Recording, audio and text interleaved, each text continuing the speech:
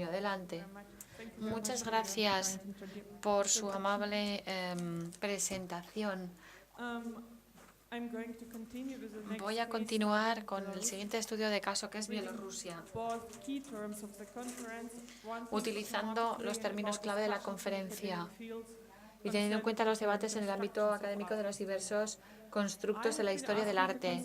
Se me ha pedido que me centre en la historia del arte en Bielorrusia.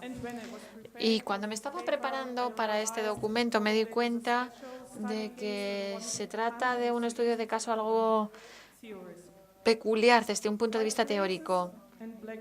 Los espacios en blanco y los agujeros negros. Esto puede tener mucho que ver con la situación en Bielorrusia. En 2005, por ejemplo, en 2005 se tituló así una exposición de una manera muy parecida a la de esta exposición. Este aserto se puede aplicar a Bielorrusia con mucha claridad por la falta de crítica que existe en mi país. Durante los siglos XX y XXI contamos con muchos puntos ciegos que deberían desaparecer. Hay una serie de presiones internas, por lo que es difícil encontrar sitio en el espacio global y en la historia.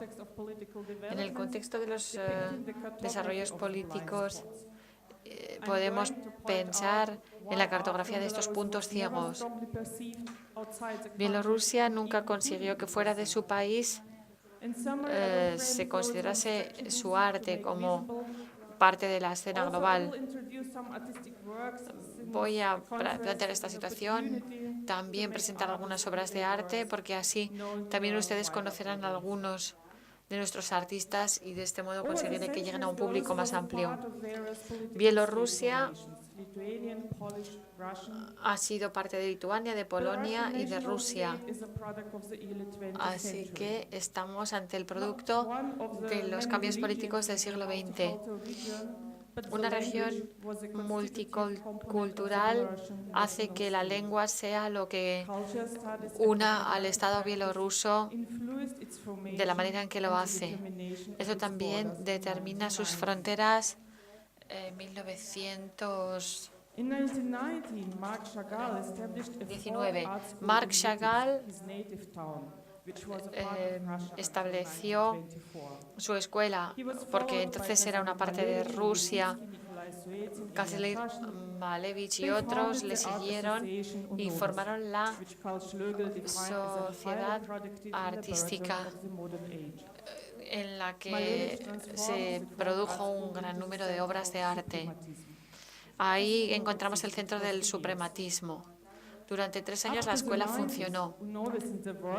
Hasta los 90, los trabajos de los estudiantes y profesores de la escuela popular no fueron parte de la historia del arte rusa. Después de la creación del país, se pensó en la necesidad de contar con un sistema artístico adecuado. El estalinismo además supuso un retroceso a la posibilidad de que se crease arte. No se sabe mucho de la historia del arte en Bielorrusia. Hasta principios de la Segunda Guerra Mundial no sabemos mucho de lo que ha habido. Aunque la opinión pública nacional se fue fijando en las obras de arte, a nivel internacional es imposible.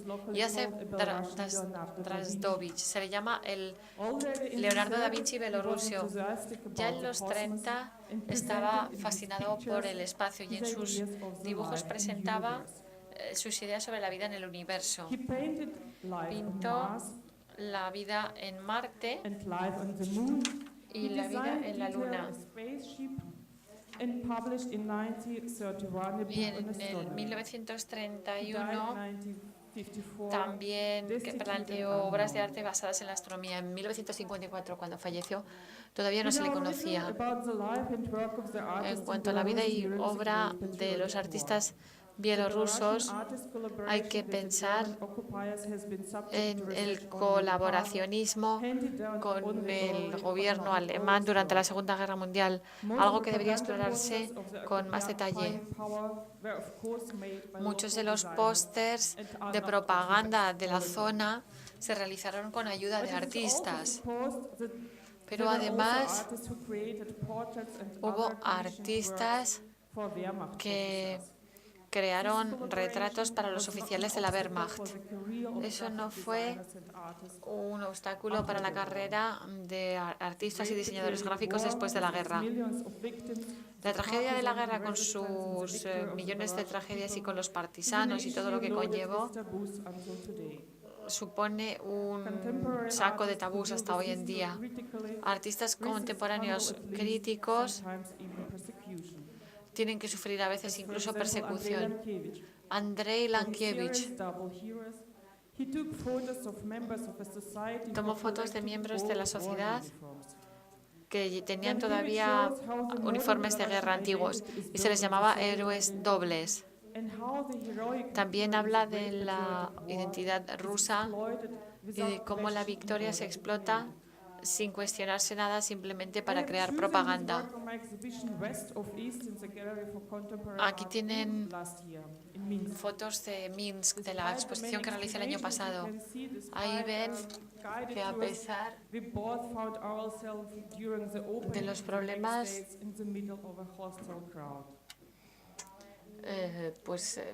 se han llevado a cabo estas obras. Después de los años de reconstrucción, tras la Segunda Guerra Mundial, se abrió la Universidad de Bellas Artes en Minsk en 1953. Muchos de los profesores tenían una formación clásica y también enseñaban los principios del realismo socialista. El adoctrinamiento ideológico se lleva a cabo de este modo. El poder desviarse un poco de los temas optimistas propuestos solo podían llevarse a cabo si se realizaban dentro de un ámbito realista. Mikhail Zalitsky se llama La Madonna Partisana. Se expuso en 1967 en Moscú y Tretyakov Valery lo compró después. Pero Savitsky se refería más al modernismo, sobre todo al arte modernista cerca del comunismo, como Diego Rivera en México y Renato Natuzzi en Italia. En cuanto a la renuncia de los aspectos ideológicos en el realismo, de manera crítica, estos se quedaban fuera de las exposiciones. Por lo tanto, Israel Basa, cuya no existencia pública quedaba manifiesta. Contra el modernismo, hacía que muchas veces se conociera el modernismo de forma indirecta. La falta de representación de la realidad es algo que caracteriza a este movimiento. Marc Chagall consiguió entrar en las páginas de la historia, pero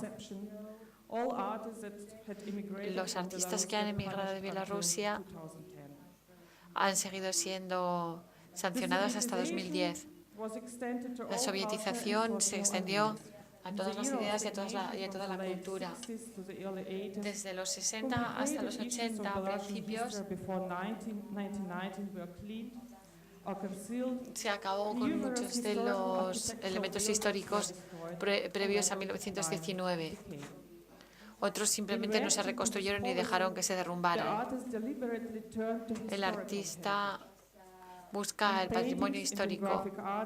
En cuanto al arte gráfico y la pintura, se han representado diversos artefactos culturales. El desarrollo del arte en Bielorrusia, desde luego, tiene peculiaridades con respecto a otros países. Al mismo tiempo, y con el grupo del colectivo Nayestvo en Moscú, Bielorrusia también se ha podido expandir. Edvard Krasinski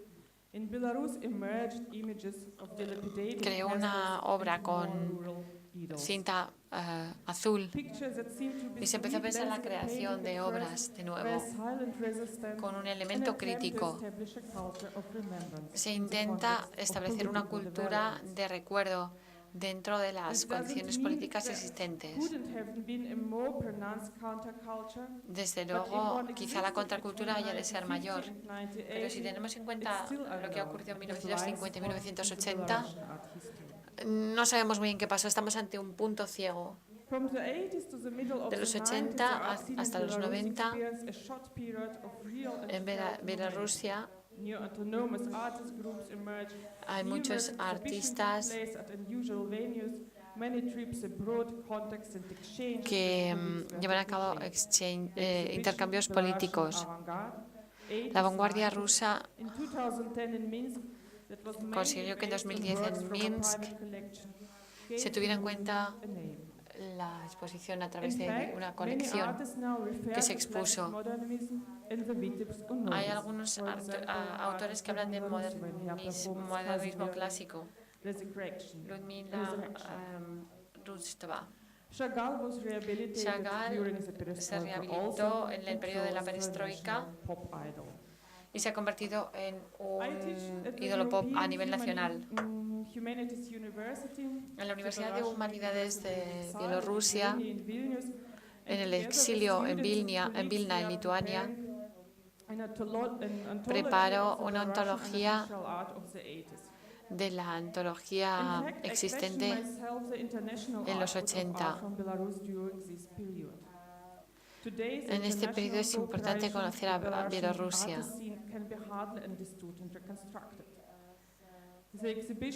Las exposiciones se organizaron rápidamente y se documentaron poco adecuadamente. Los museos muchas veces no tienen cabida en las nuevas repúblicas rusas y a veces no se realizan exposiciones como las de los 80. En la mayoría de las repúblicas no hay mucho que ofrecer al público. Se lleva como una red internacional para que historiadores del arte pudieran hablar con los marchantes, con los críticos de arte. Falta además profesionalismo entre los actores rusos, que además son poco experimentados en la economía de mercado, y esto queda manifiesto. Los marchantes de arte y los comisarios se ocupan muchas veces de cuestiones puramente comerciales. Vemos que se trata pues de un arte marginal. En los 80 la institucionalización, así como la promulgación de independencia, no fue acompañada de una fundación de arte. Desde luego en muchos países ocurre esto mismo, pero en Bielorrusia hay problemas de este calibre. Hay una serie de iniciativas que deberían llevarse a cabo y que ahora están apareciendo, como la iniciativa conjunta de artistas y curadores. En la Europa Central y Oriental es necesario seguir trabajando, exponiendo y no esperar a los fondos. En cuanto a la económica, para decir que el arte y la cultura no son de enorme importancia en Bielorrusia. No es que el arte bielorruso se haya presentado en muchos sitios, sobre todo incluso teniendo en cuenta el arte de Europa del Este. En la Europa postcomunista, Bielorrusia es la única excepción a la regla. El arte contemporáneo bielorruso, si nos fijamos en lo que se ha hecho en los últimos 20 años,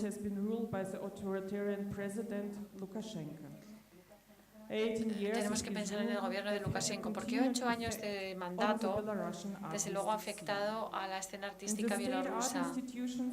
Las instituciones estatales de arte, así como la academia y el arte conceptual tradicionalista, es lo que domina. El arte no comercial o alternativo se ha visto destruido.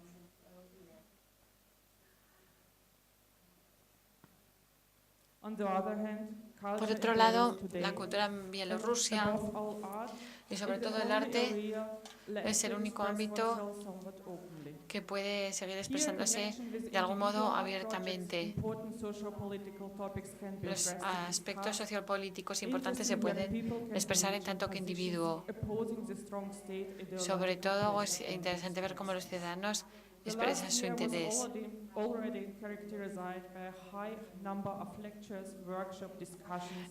Hay que pensar en los debates, en las presentaciones organizadas a través de pequeñas iniciativas. Las organizaciones internacionales y las fundaciones reconocen que, por desgracia, y aunque existe un potencial económico en Bielorrusia, falta todavía mucho por hacer. Su apoyo es totalmente fundamental para que actuemos independientemente, así como sus actividades, porque a veces se puede hasta acabar siendo perseguido por estas manifestaciones. Desde la mención realizada a la historia del arte, y como me pedía que la historia del arte en Europa se podría reemplazar por un modelo polifónico. Estamos ante una cuestión totalmente irrelevante con respecto a la historia del arte en Bielorrusia. Si los puntos ciegos no se procesan y si las ediciones de la historia del arte siguen proviniendo de la época soviética, sin acabar con los fosos, las cosas seguirán igual. Mientras se amenacen unos a los otros, llevaremos a cabo un desastre en donde será necesaria una contextualización. Con respecto al contexto existente, es necesario que se traduzca, porque si no, no va a haber una cabida en redes internacionales.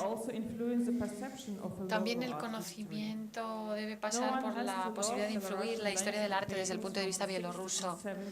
Nadie conoce las pinturas de los 70 realizadas en iglesias y la lucha contra la religión y la destrucción de la arquitectura histórica,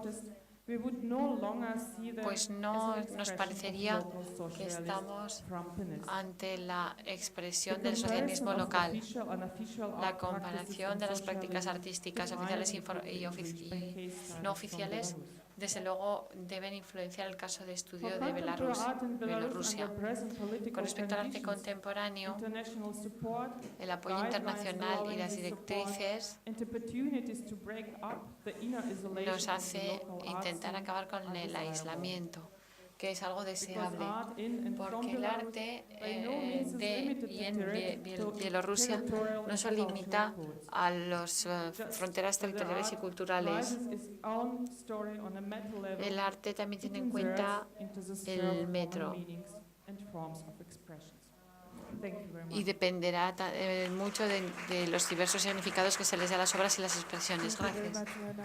Gracias, Lena. Fascinante su presentación. Preguntas. Estamos hablando mucho de agujeros negros esta tarde.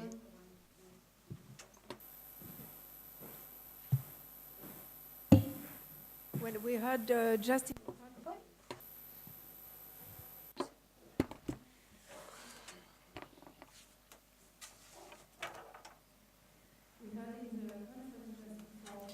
hemos escuchado que muchos artistas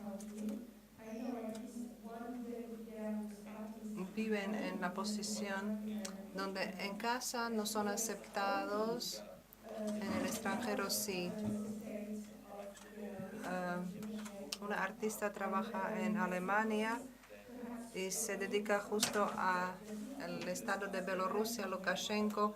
Esto también tendría que tomarse en cuenta, es decir, las personas que están involucradas en algún país como dictatorial, como el régimen de Lukashenko, no tienen otra posibilidad distinta de expresarse en el extranjero.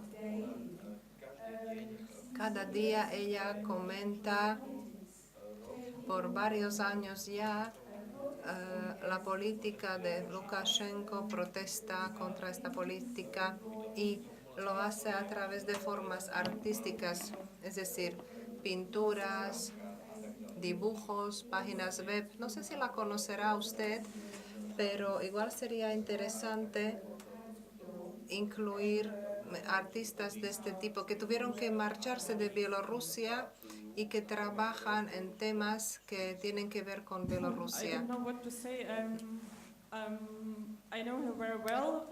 No sé qué decir. Conozco a esta artista muy bien. La invité también a las exposiciones que yo organicé. Tiene una muy buena página web. Es officeantipropaganda.com y es una de las artistas más conocidas de Bielorrusia de la actualidad, pero en los años 90 muchísimas personas se marcharon de Bielorrusia y muchos artistas trabajan y crean en Ámsterdam, Berlín o Düsseldorf hoy en día. Esta artista Prushkina trabaja de una forma que hoy en día ni sería posible en Bielorrusia. Pero lo cual es bueno y lo que sí ha cambiado en los últimos años es que hoy sí hay posibilidades ya de presentar su obra, por ejemplo, en Minsk. ¿Sabe? Creo que 2 veces ya han presentado su obra en Minsk. Se discute bastante bien también en los medios sociales y en plataformas, diferentes plataformas con ella, sobre su arte, sobre ella, sobre los impactos, sobre el arte bielorruso. Es decir, es una artista muy importante de renombre en este contexto, pero opino que también en el contexto más amplio, porque no se trata solo de la dictadura, sino también de, por ejemplo, nosotros, Europa, cómo las democracias sabrán hacerse con tal dictadura.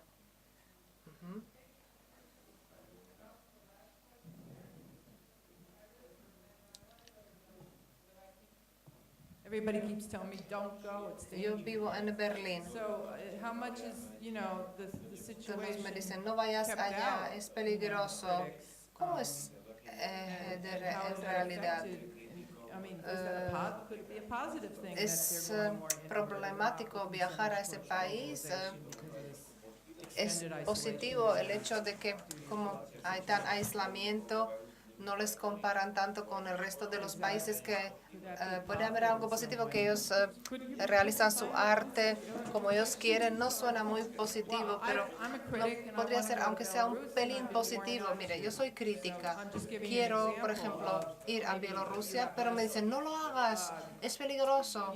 Es decir, yo solamente estoy comentando un ejemplo, por eso igual hay menos intercambio. Yo no suelo viajar a Bielorrusia, pero ¿cómo este hecho influye Bielorrusia? Como están expuestos al mundo global, posiblemente esto podría ser de cierta manera algo positivo.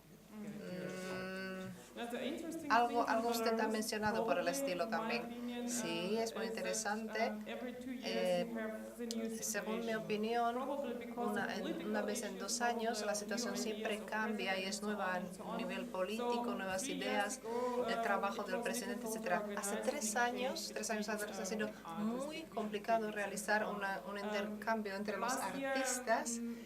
El año pasado funcionaba de una forma muy buena. Se dieron muchas exposiciones y exposiciones, ponencias en Minsk con huéspedes de todo el mundo, artistas y actores a nivel cultural. Hoy en día ya pueden viajar, al fin y al cabo, al occidente. Quiere decir, hoy en día las relaciones ya son más intensivas, pero no sé cómo va a ser el año próximo, pero